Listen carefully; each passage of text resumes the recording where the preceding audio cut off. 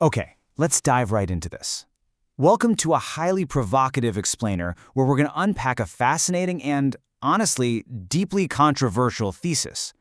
Today, we are looking at a document that attempts to thread the needle between geopolitical history, cultural superiority complexes, and modern healthcare, weaving them into one continuous narrative. It's a bold, sweeping theory that examines the relationship between the United States and Canada. But we aren't looking through the usual lens of trade deals or diplomacy here.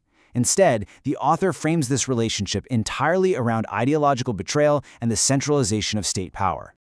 This explainer is going to serve as our map to navigate the author's intense ideological terrain. We'll be hitting 5 key areas: the Cainada metaphor, war, sovereignty and the crown, the modern barbarian smear, the Amade crisis connection, and finally, the Action T4 precedent. Let's get started. Part 1. The Cainada metaphor. So we have to start by anchoring ourselves in the central metaphor of the source document itself. The author uses this invented term, Cainada. It's a play on words, obviously evoking the biblical story of Cain and Abel. According to this thesis, the ongoing friction between Canada and the United States, it isn't just about softwood lumber disputes or tariffs. The source frames it as a fundamental ideological clash, a literal brotherly betrayal. The core argument is that Canada's state structure is intrinsically tied to a royalist mentality that inherently resents the decentralized liberty of the American Republic. The source argues this betrayal is tied to what scholars call agentic kingship. Imagine a highly centralized authority, a system that tries to dictate exactly how its subjects interact with their environment, basically acting like an absolute monarch. The thesis asserts that while America completely broke away from this model, Canada remained fundamentally shaped by this top-down, centralized royalist structure. Moving on to Part 2, War, Sovereignty, and the Crown. The document traces this hostility way back through time, drawing a direct line from the 1689 Orange Pledge, which was an early attempt to check absolute royal power, straight into North American conflicts. During the War of 1812, the British Crown blatantly refused to respect the young republic's sovereignty, notoriously kidnapping U.S. citizens right off their ships. And later, you have the Fenian Scare of 1866, which showed how cross-border tensions and the very real threat of invasion continued to define this fraught relationship between the Republican experiment and the Royalist territories up north. The really crucial point the source makes here is that these historical conflicts were driven by a very specific royalist arrogance. They call it the rule of indelible allegiance. Basically, this was the belief that the crown maintained permanent, unbreakable ownership over its subjects. If you were born under the crown, you were always under the crown, totally regardless of American naturalization. The author uses this to highlight a historical precedent of a state simply refusing to let go of its claim on human lives. All right, Part 3, the modern barbarian smear. Let's look at some data, because it highlights a jarring asymmetry in the modern relationship. Based on polling from sources like Gallup and Pew Research, Americans overwhelmingly love their northern neighbor. We're talking an 80% favorability rating.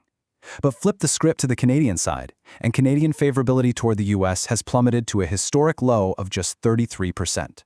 The source juxtaposes this peaceful, largely positive American perspective against a deeply hostile Canadian political sentiment. The asymmetry is absolutely wild. On one hand, Americans generally view Canada as this friendly, reliable ally. On the other, the Canadian public sphere is increasingly defined by intense anti-American rhetoric and really aggressive political posturing. In fact, the data highlights that a staggering 69% of Canadians believe they should actively treat the U.S. as a potential threat. That means this animosity has moved way beyond a friendly cultural rivalry into genuine, deep-seated suspicion. But the author asks a great question. Where does the suspicion actually come from? Well, according to the analysis, it's manufactured and reinforced by Canadian media, which constantly projects a superiority complex. The source points to a few specific cultural touchstones to prove this. You have Dennis Arcon's 2003 film, The Barbarian Invasions, which paints the U.S. as hyper-capitalist and crass. Then there's the incredibly famous Molson I Am Canadian commercial, which defines Canadian identity almost entirely by proving how they are not Americans. And of course, the comedy segment Talking to Americans, specifically designed to mock American ignorance on national television. The thesis argues these aren't just lighthearted jokes, they're symptoms of a state defining itself purely through moral superiority.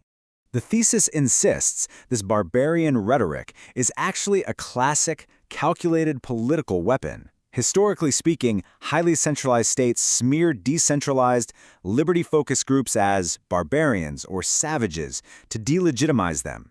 By framing Americans as unrefined and ignorant, the Canadian state legitimizes its own top-down, centralized power structure. Which brings us to part 4, the made-crisis connection. Now this is where the source text makes its most intense logical leap, connecting this cultural arrogance directly to state-sanctioned healthcare policies. Here is the ideological bridge built by the source. Step 1. A centralized state arrogantly views its Republican neighbors as barbarians. Step 2. To contrast itself, it prides itself on top-down socialist refinement and moral superiority. Step 3. The author argues that this type of Leviathan state, one that genuinely believes it knows what's best for everyone, will inevitably transition into claiming absolute ownership over the very lives of its subjects. To support this grim transition, the outline points to Canada's Medical Assistance in Dying, or MAID program. The statistics from the sources show that in 2024, the MAID program accounted for 5.1% of all deaths nationwide in Canada. Critics in the provided sources, like the think tank Cardis, argue this has rapidly become a leading driver of mortality. The author takes a very firm, critical stance here. The thesis frames this 5.1% mortality rate not as some evolution of compassionate medical care, but as the ultimate symptom of a royalist, centralized state drastically devaluing human life. The argument is that once a state believes it has indelible allegiance and moral superiority, treating its most vulnerable citizens as disposable is just the natural, tragic endpoint. And finally, Part 5, the Action T4 Precedent. Here the source meticulously maps out the grim chronology of Nazi Germany's Action T4 program to issue a severe warning about state-sanctioned death. The timeline shows a horrifying progression. It starts in 1933 with forced sterilization. By the spring of 1939, it moves to the quiet termination of disabled children. By autumn of 1939, it expands into the Action T4 program, where disabled and institutionalized German adults were murdered en masse. And by 1941, the personnel, technology, and bureaucracy of this entire program were transferred directly to the final solution.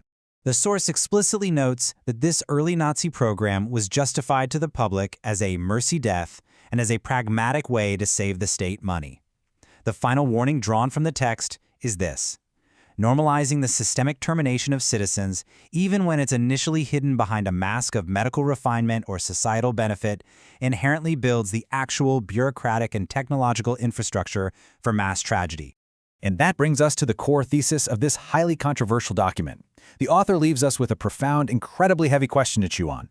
When a state defines itself primarily by its moral superiority over its neighbors, masking centralized power in this guise of refinement, does it inevitably lay the groundwork to claim absolute ownership over the lives and deaths of its own citizens? It is a dark, intense theoretical framework, for sure, but one that certainly forces us to think deeply about the limits of state power, the dangerous rhetoric of superiority, and how history echoes into modern policy.